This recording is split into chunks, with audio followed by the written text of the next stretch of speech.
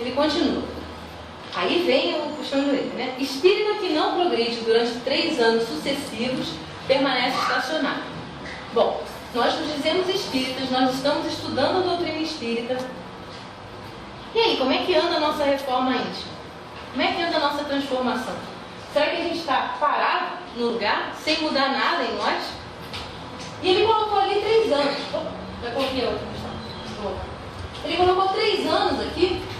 Não é que é um número cabalístico, mas já dá para a gente ter uma noção de como é que a gente está se modificando. Porque quando a gente fala em reforma íntima, em transformação moral, são mudanças de hábitos, são mudanças lentas. Não é que a gente começou hoje e já se modificou.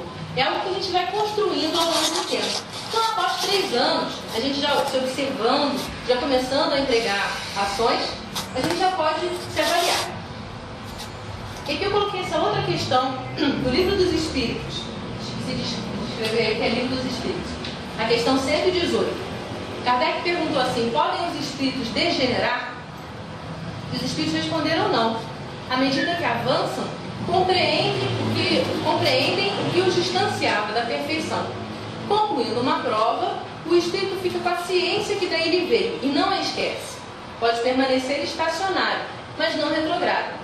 Então mostra como é que se processa a nossa jornada evolutiva. Se a gente passa por uma determinada prova e aprende o que ela traz para nós de aprendizado, pronto, a gente não esquece mais.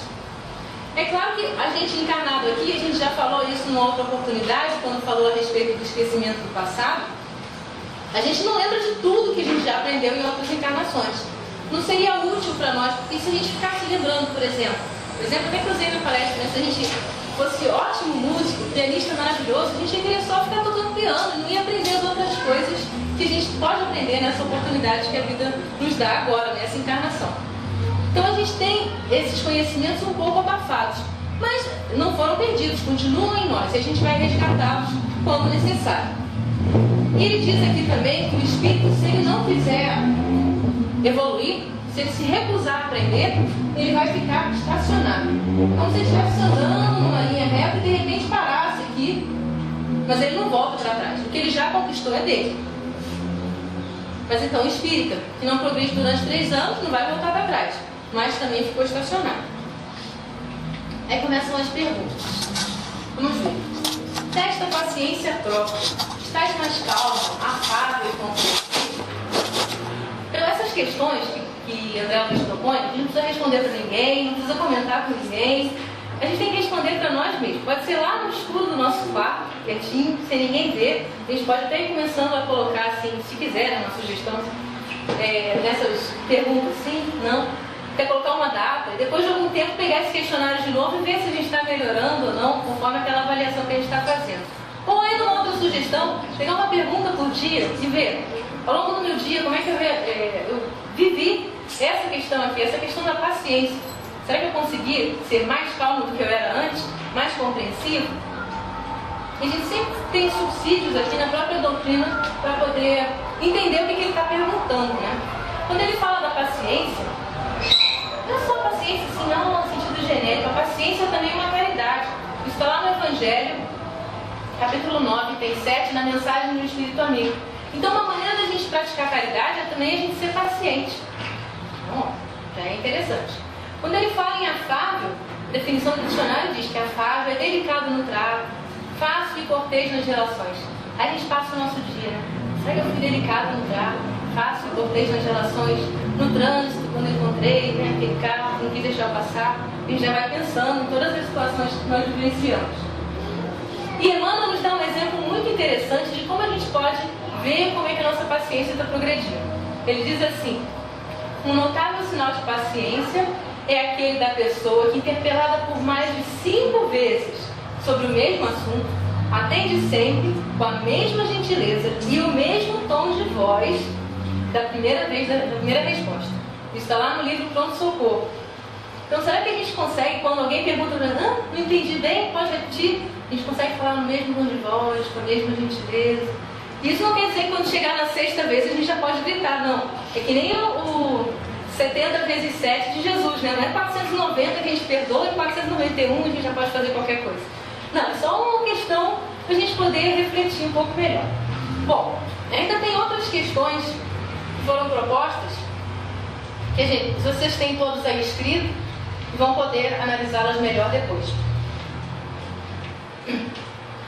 Vou passar aqui um pouquinho para frente, por causa do adiantado da nossa hora. Lá no fim da mensagem vocês vão encontrar esse parágrafo aí.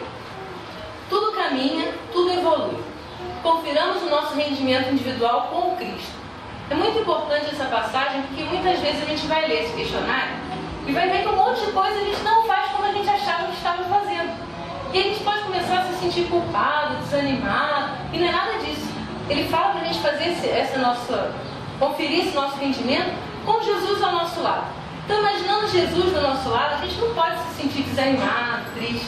A gente tem que se sentir com mais energia ainda para poder lutar, ter esperança, ter fé no coração, ter alegria mesmo, sabendo, olha, consegui identificar isso, vou poder fazer alguma coisa para melhorar.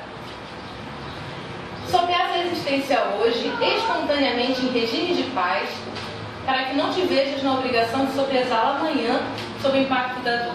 Sopesar é a gente balançar assim e considerar, né? Então é melhor que a gente possa fazer essas reflexões a respeito de nossa vida quando a gente está vivenciando uma situação mais tranquila, a gente pode parar para estudar, e quando a gente está passando por momentos próprios, todos nós passamos, são eles que nos ajudam a evoluir. E aí, sob o impacto da dor, fica um pouco mais difícil da gente fazer essas considerações que a gente pode fazer calmamente em casa, a respeito do que a gente está fazendo da vida. O finzinho da mensagem, então, faz isso agora, e mais uma vez chama a nossa atenção, né? Enquanto te vales do corpo humano, com a possibilidade de reconsiderar diretrizes, desfazer enganos facilmente. Então a dificuldade é a gente que põe. A gente pode desfazer esses enganos e melhorar o que a gente está fazendo da vida, quando encarnado, muito mais facilmente do que quando a gente chega do lado de lá da vida, né? Pois quando passares para o lado de cá, muita vez já será mais difícil. Então André Luiz já nos dá esse conselho, né? Não vai deixar para amanhã que você pode resolver hoje. Essa é uma trave boa, né? A gente pode deixar ela lá, que é uma boa sustentação. Para que a gente possa aproveitar bem a nossa encarnação, e sempre com Jesus ao nosso lado, nos amparando, para que a gente possa fazer essa avaliação e realmente melhorar, progredir, que é o que Ele deseja de todos nós. Nós também. Então, que nós possamos unir os nossos pensamentos. Vou colocar aqui, agradecendo a atenção de vocês e a bibliografia que a gente usou. Bem pequenininha para essa. Então, acalmando mais o nosso coração, guardando nossos questionários, que a gente possa unir os nossos pensamentos e agradecer ao nosso Mestre Jesus, que nos ilumina o caminho para que possamos ser melhores, conhecermos o mundo inteiro, mas principalmente o nosso mundo interior, onde Ele nos diz que está presente o reino de Deus. Nós precisamos descobrir e trazer para o mundo. Agradecemos, Jesus, tudo isso que nós recebemos e pedimos para que Tu multipliques os nossos pensamentos de paz, os nossos pensamentos de amor, de esperança e de fé, que enviamos nesse momento a todos aqueles que sofrem, principalmente aqueles que nós acompanhamos nas tragédias do Rio, já nesse momento de oração, pedindo auxílio para todas as equipes que trabalham nos dois planos da vida, porque sabemos que existe uma equipe muito grande no plano espiritual, amparando a todos aqueles que desencarnaram e aqueles que ainda continuam na Terra. Abençoa-nos sempre, fortalece a nossa fé e ajuda-nos, Senhor, a sermos melhores.